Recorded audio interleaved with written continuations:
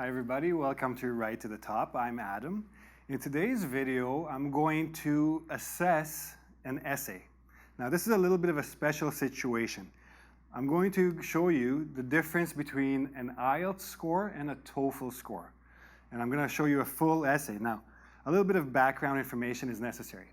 A student sent me an essay, a TOEFL essay. It's very long. He wrote it for the TOEFL originally. But he asked me to give him a score for TOEFL and one for IELTS. Now, it's too long for the IELTS, but I took that into consideration. I looked at it based strictly on the scoring criteria. And if you're not sure what those are, task response, cohesion and coherence, lexical resource, and grammatical range and accuracy. Those are the criteria for the IELTS. Essentially, the TOEFL is measuring the same thing, but their scoring system is very different. The TOEFL marks or examines your essays based on a software program and a human examiner. IELTS has 2 human examiners marking your paper. Now, again, the requirements are a little bit different, but the TOEFL, because it's using a computer, gives a little bit extra points for word count, for big words, for all kinds of different things. Whereas the IELTS, they don't really fall for any of those tricks because the human examiners, they know exactly what you're trying to do. It's a little bit easier to trick the TOEFL software program. Now, another thing you have to keep in mind is that this person wanted or needs 30 on the TOEFL and at least 8 on the IELTS. And he asked me to recommend one test over the other. So I will leave that recommendation until the end. I'm going to show you the essay. I'm going to show you what was good, what was bad. I'll tell you the score, and then I'll tell you what I recommended to the student. So let's start with the actual question. Do you agree or disagree with the following statement?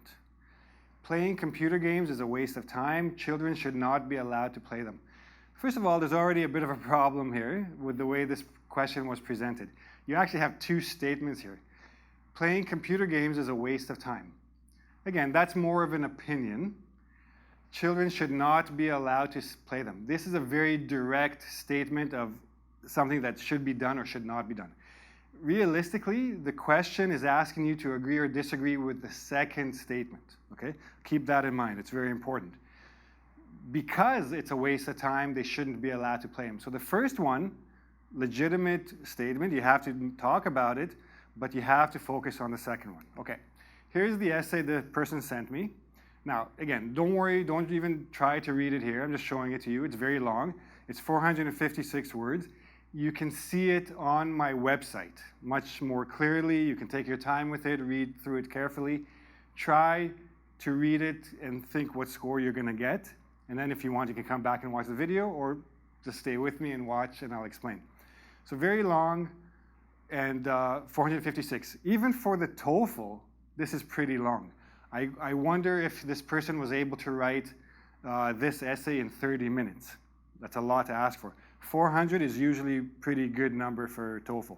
But again, the computer will give you some extra points for the length. So keep that in mind as well. So I'm going to go paragraph by paragraph. Here's the introduction. Losing track of time while playing computer games is a very common problem among youth. Okay, so we're bringing up the topic of playing games. Some people thus believe that children should not be allowed to play them. Here's the statement that we have to agree or disagree with, so that they can spend their time on other productive things. While there are many other activities for kids, I disagree that playing computer games is a waste of time because they can help children be more creative and help them learn how to solve problems. So realistically, this person is implying that they should not be prevented from playing them, that it's actually, they can benefit from doing it. But he does not state this directly here. He very clearly disagrees that they're a waste of time. He disagrees with the first statement.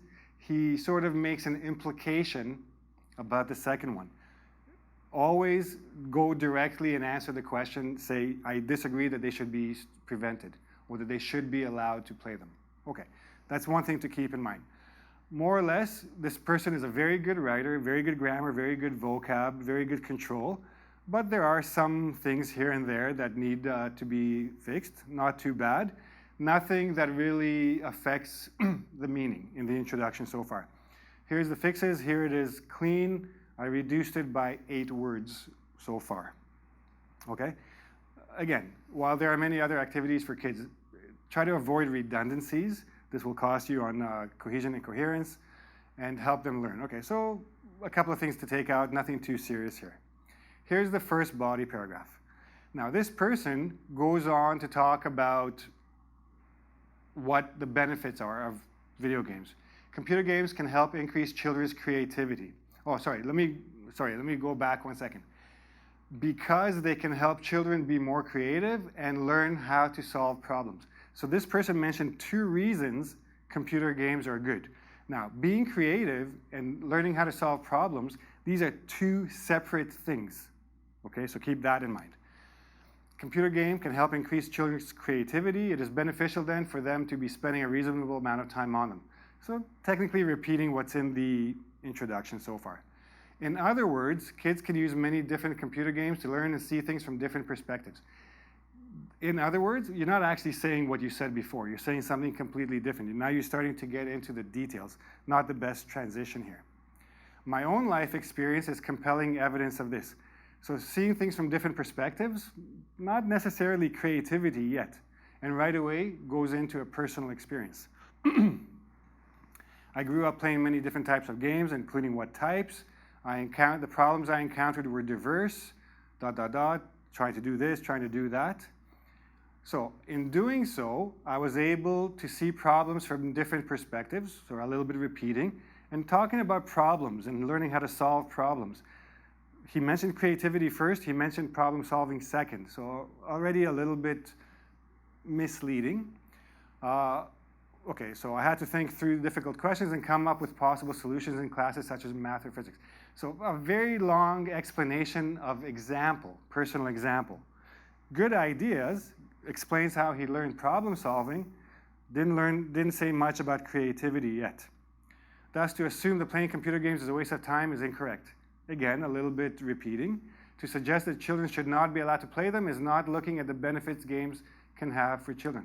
So again, not directly agreeing or disagreeing, but he's mentioning that saying that they shouldn't be allowed to play them is not looking at the benefits.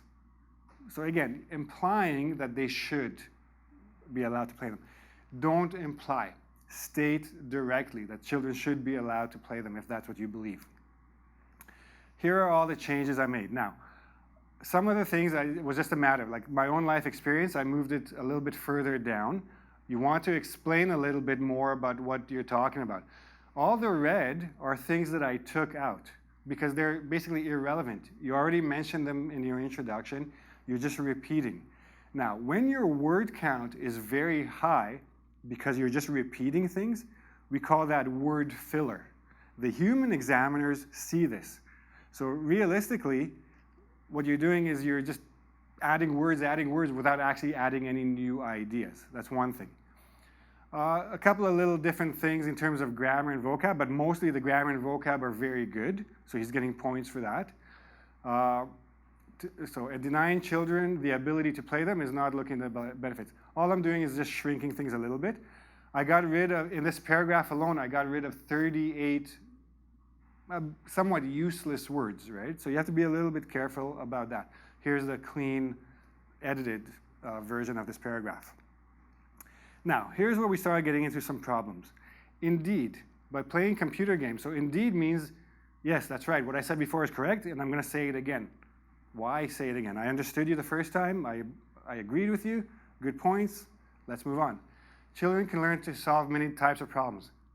Well, you already discussed problem solving in the last paragraph. You're going to do it again here. Let's see. Because they often have to think on their feet while trying to solve them in real time. And then another example of a specific game or a couple of specific games that teaches them problem solving skills. But everything in this paragraph is essentially saying the same thing as the previous paragraph. And there's zero mention of the word creative or creativity or how kids become more creative here. So the two paragraphs are essentially saying the same things with lots of examples, okay? Furthermore, by learning how to solve different types of problems, they can also learn how to be proactive and think of solutions without needing to be told what to do beforehand, which could be very helpful in their adult life. So here's the benefits, the long-term benefits. Therefore, children can learn many different things from computer games. So they should play them, right? Say it. Say directly what they're asking you to say. But again, this paragraph, some good ideas, but the two paragraphs could have been squeezed together into one thing. Give me another paragraph for the creativity. Here's the clean copy after editing it. I didn't fix everything, I left the indeed. But again, I got rid of 16 words, and you didn't really add too much. In conclusion, while some people think that playing computer games is a waste of time, it can actually be very beneficial for children as they learn to see problems from different perspectives. Again, implying that they should be allowed to play them.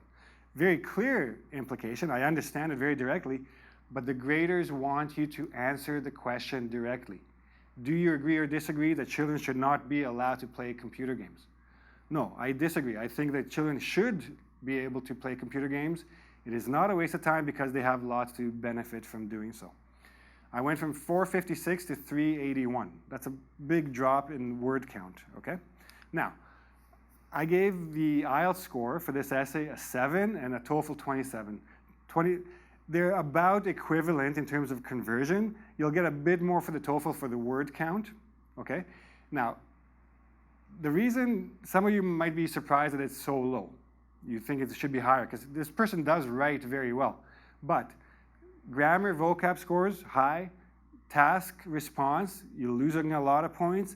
And cohesion and coherence, you're losing some points as well. In the task response, one, this person never directly said that kids should be allowed to play games, okay? He said to suggest that they shouldn't be allowed is missing the benefits. Doesn't mean that they should be allowed. It just means that they're missing the benefits, whoever says that.